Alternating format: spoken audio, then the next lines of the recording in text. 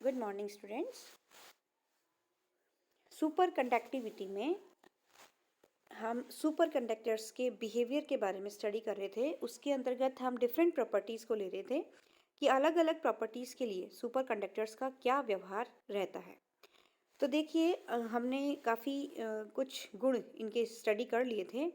इसी में आज हम करें सूक्ष्म तरंग और अवरक्त गुणधर्म, माइक्रोवेव एंड इंफ्रारेड प्रॉपर्टीज़। तो हर एक पदार्थ का कोई ना कोई रेडिएशन पैटर्न होता है। मतलब कि किसी ना किसी रेडिएशन पैटर्न को वो क्या करते हैं, रिफ्लेक्ट करते हैं, या फिर उनकी जो ट्रांसमिटेड वेव्स होती हैं, रिफ्लेक्टेड वेव्स होती हैं, वो किसी पर्टिकुलर रेडिएशन एरिया में मिलती हैं। तो ये हम देखते हैं कि सुपर कंडक्टिंग स्टेट में जब मटेरियल होता है तो वहाँ पर जो फोटोन वो से गुजरेगा, प्रकाश, कौन से प्रकाश का वो एब्जॉर्प्शन करते हैं या रिफ्लेक्शन करते हैं, तो ये हम देखते हैं। क्रांतिक ताप पर ऊष्माधारिता का चरघातांकी रूप से कम होना क्या हमें बताता है कि पदार्थ की अतिचालक अवस्था और सामान्य चालन अवस्था में एक ऊर्जा अंतराल होता है। ये हमने पढ़ा था कि जब ऊष्माधारिता चरघातांकी रूप से कम होती है तापमान के साथ, तो यह इंगित करती है कि दोनों अवस्थाओं में, सामान्य अवस्था में और सुपर कंडक्टिंग स्टेट में, एक ऊर्जा अंतराल होता है।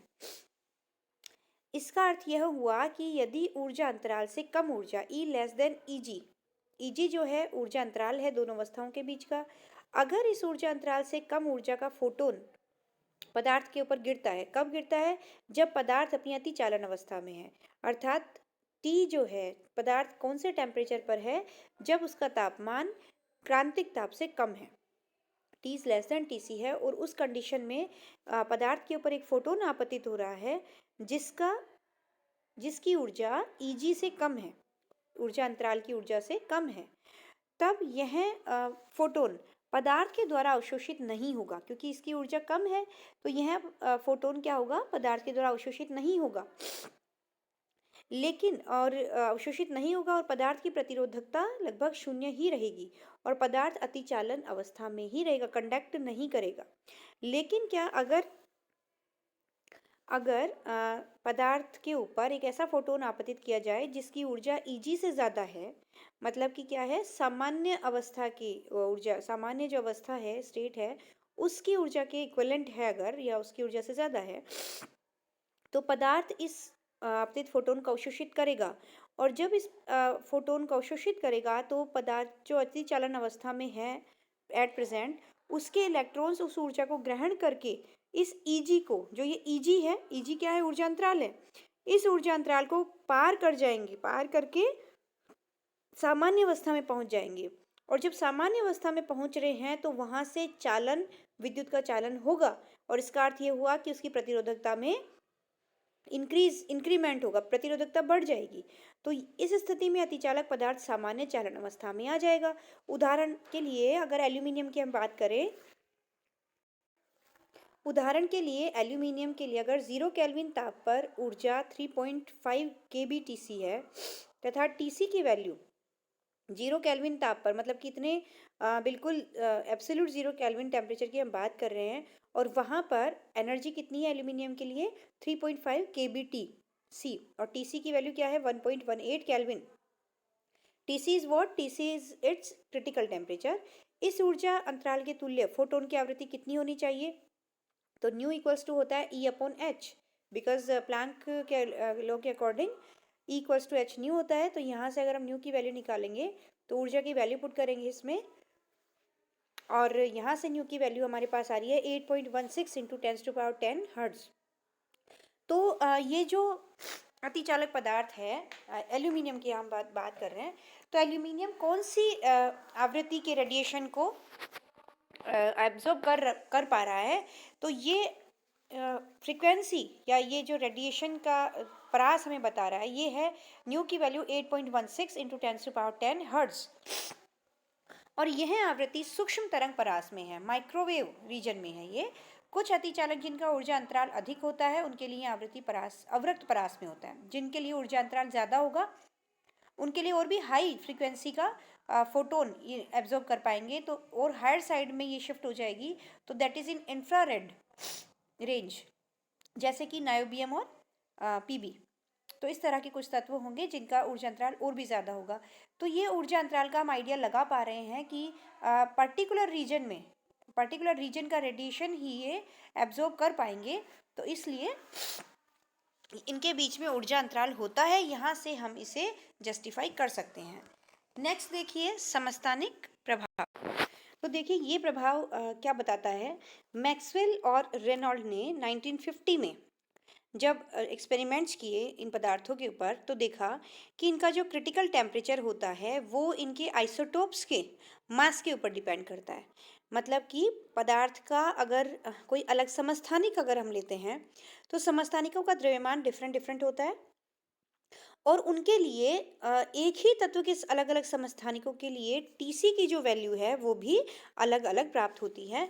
जैसे कि पारे के लिए अगर हम बात करें, तो जो उसका द्रव्यमान है समस्थानिकों का, उसे अगर हम बढ़ते हुए क्रम में लें, तो देखिए सबसे जो लोवेस्ट मास होगा दैट इज़ 199.5 AMU, और हाईएस्ट मास है 203.4 AMU।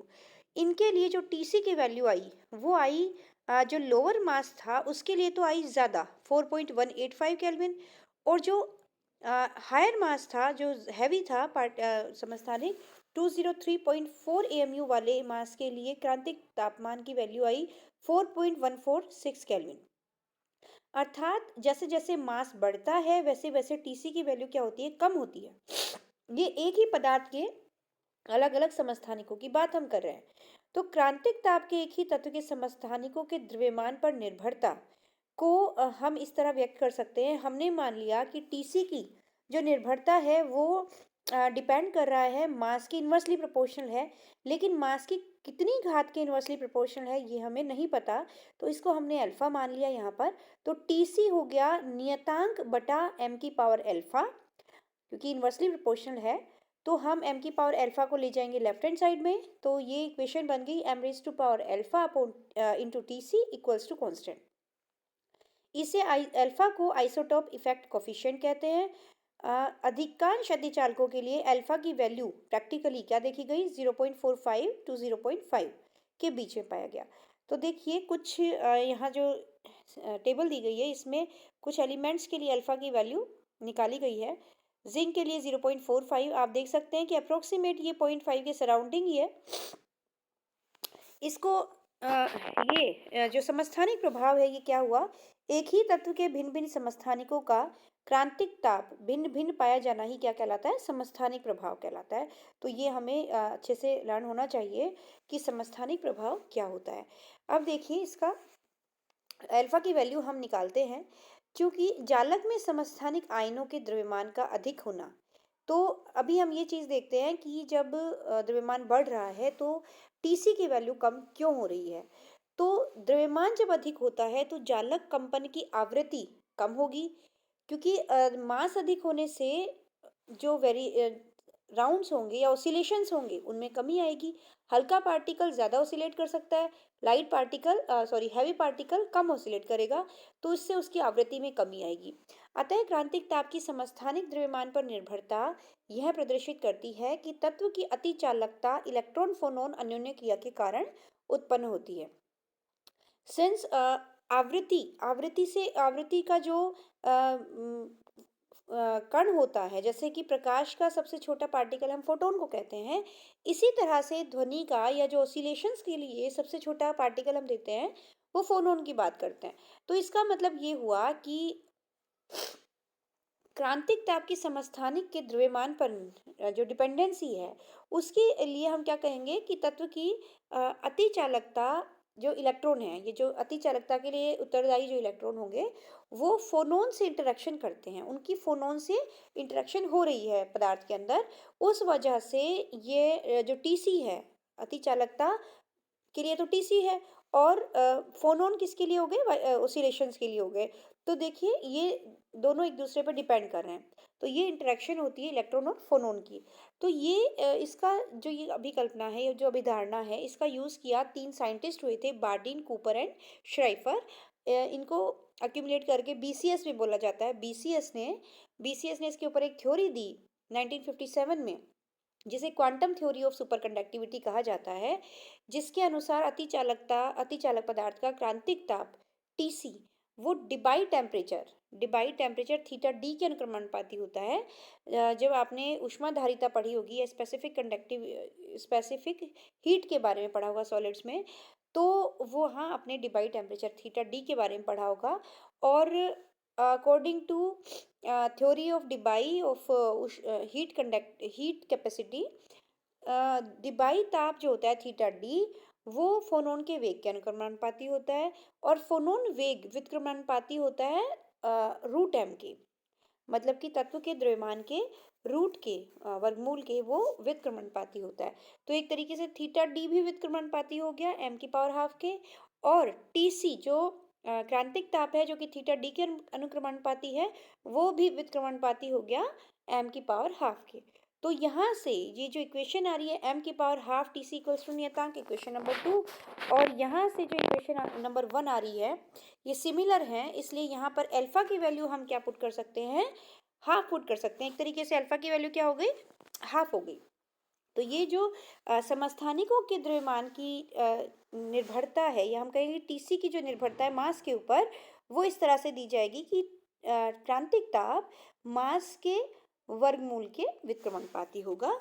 अब देखिए हमने क्या क्या पढ़ा, एक बार इसको समराइज कर लेते हैं। अतिचालक संक्रमण का अतिचालक के गुणधर्मों पर प्रभाव, कि अतिचालक तत्व का ताप अति न्यून ताप तक कम किया जा सकता है, तो किसी निश्चित ताप पर सामान्य चालन अवस्था से अतिचालक अवस्था में संक्रमण होता है। ओके, तो जब संक्रमण हो जाता है, जब पदार्थ अतिचालक अवस्था में पहुंच जाता है, उस केस में जो डिफरेंट प्रॉपर्टीज हैं, जो गुणधर्म हैं अतिचालक पदार्थ के, उनकी निर्भरता या उनमें चेंज या उन पे प्रभाव किस तरह से देखने को मिलता है। तो देखिए कुछ प्रॉपर्टीज तो ऐसी होती हैं जिनमें कोई इफेक्ट नहीं होता, जैसे कि तत्व के आकार में कोई परिवर्तन नहीं होगा, क्रिस्टल की संरचना में कोई परिवर्तन नहीं होगा, पृष्ठ का जो दृश्य और अवरक्त क्षेत्र में परावर्तकता रिफ्लेक्टेंस, इसमें कोई डिफरेंस नहीं आता, फोटो इलेक्ट्रिक इफेक्ट में कोई डिफरेंस नहीं आता, चुंबकीय क्षेत्र की अगर अनुपस्थिति है तो उसमें जो लेटेंट हीट होगी, गुप्त ऊष्मा होगी, या फिर और भी कई तरीके से कई प्रॉपर्टीज हैं जिनमें कोई चेंज देखने को नहीं मिलता। लेकिन जो हमने ये 8 पॉइंट्स दे रखे हैं, कुछ पॉइंट्स यहाँ पर दे रखे हैं, उनमें चेंजेस देखने को मिलता है। जैसे कि विद्युत चालकता, क्रांतिक ताप पर ताप के अल्प कमी से अतिचालक तत्व की विद्युत चालकता में एकाएक बहुत अधिक वृद्धि होती है। तो देखिए क्योंकि हमने देखा था कि प्रतिरोधकता बहुत ही कम हो जाती है, बहुत अल्प वैल्यू देती है, तो यहाँ पर विद्युत चालकता अचानक से बढ़ जाएगी। चुंबकीय प्रभाव में क्रांतिक ताप पर अतिचालक तत्व के अंदर गुजरने वाला चुंबकीय अभिवाह का एक्सक्लूजन होता है। ये हमने देखा था कि बल रेखाएं, जो चुंबकीय बल रेखाएं हैं, वो पदार्थ को पेनिट्रेट नहीं करेंगी, बल्कि एक्सक्लूजन होगा उनका। ये तथा तत्व आदर्श प्रतिचुंबक की भांति व्यवहार करता है। क्रांतिक चुंबकीय क्षेत्र क्रांतिक ताप पर अतिचालक तत्व पर क्रांतिक चुंबकीय क्षेत्र के बराबर का चुंबकीय क्षेत्र आरोपित करें तो उसका अतिचालकता का गुणधर्म नष्ट हो जाता है। अगर पदार्थ अतिचालक स्टेट में है, सुपर कंडक्टिंग स्टेट में है, तो उसको नष्ट करने के लिए हम एक फाइनाइट वैल्यू का हम एक मैग्नेटिक फील्ड लगाना होगा, जिसकी वैल्यू हर एक पदार्थ के लिए अलग अलग होगी, और जिसे हम क्या कहेंगे, क्रांतिक चुंबकीय क्षेत्र कहेंगे, जिसको लगाने पर पदार्थ का सुपर कंडक्टिंग नेचर खत्म हो जाएगा और पदार्थ नॉर्मल स्टेट में चला जाएगा। ऊष्माधारिता, क्रांतिक ताप पर अतिचालक तत्व की ऊष्माधारिता चरघातांकीय रूप से कम होती है, जो हमें क्या बताती है कि पदार्थ की नॉर्मल स्टेट और सुपर कंडक्टिंग स्टेट के बीच में एक एनर्जी गैप होता है। ऊष्मा चालकता, क्रांतिक ताप पर अतिचालक तत्व की ऊष्मा चालकता सामान्य चालन अवस्था की अपेक्षा अधिक तेजी से कम हो रही है।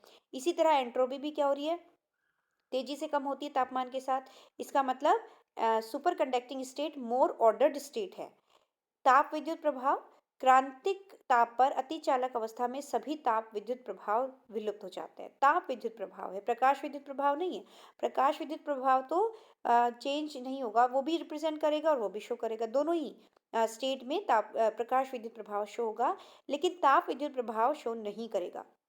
गिब्स फलन क्रांतिक ताप पर अतिचालक की सामान्य और अतिचालक अवस्थाओं में गिब्स फलन का मान समान होता है। दोनों ही स्टेट्स में गिब्स फंक्शन की वैल्यू सेम होती है। तो ये हमने प्रॉपर्टी स्टडी कर ली। अब हम नेक्स्ट क्लास में इनकी थर्मोडायनेमिक्स लेंगे। सुपर कंडक्टिंग ट्रांजिशन में जो थर्मोडायनेमिक्स है उसकी हम स्टडी करेंगे। Thank you.